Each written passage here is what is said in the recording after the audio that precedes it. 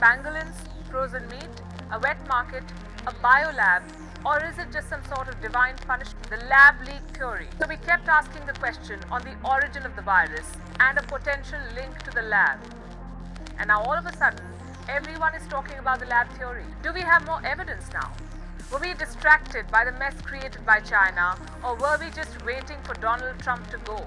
Victims of an unethical lab experiment or some sort of a bio-war, President Joe Biden has a newfound interest in an old theory, the same theory that his party once dismissed. He published a letter in the journal Science.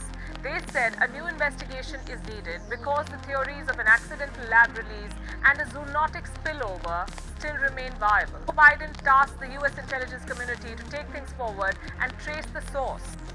Was it an infected animal or a lab accident? The White House statement said they did not have sufficient evidence to assess. The Wuhan Institute of Virology. This lab is the largest virus bank in Asia. It has at least 1,500 strains of deadly viruses. This is where it's located, just 5.5 kilometers away from the Huanan seafood market, which was identified as ground zero for the Wuhan virus. This lab has a long history of shady experiments. In 2005, it published a research on the origin of SARS coronavirus, the one that causes SARS, severe acute respiratory syndrome. The paper said that China's horseshoe bats were natural reservoirs of this virus, so China and the US were doing this research together in 2014.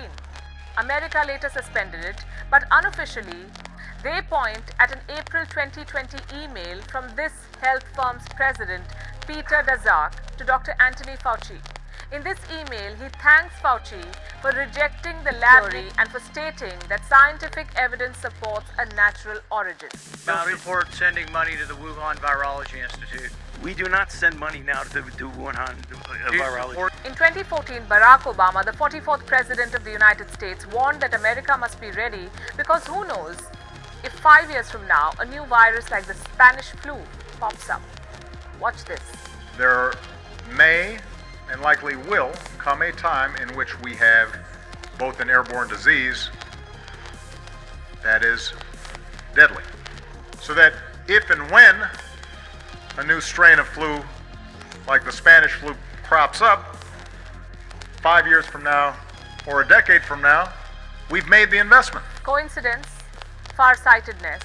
Or did America have an inkling of what was cooking in China, with symptoms consistent with both COVID-19 and a common seasonal illness?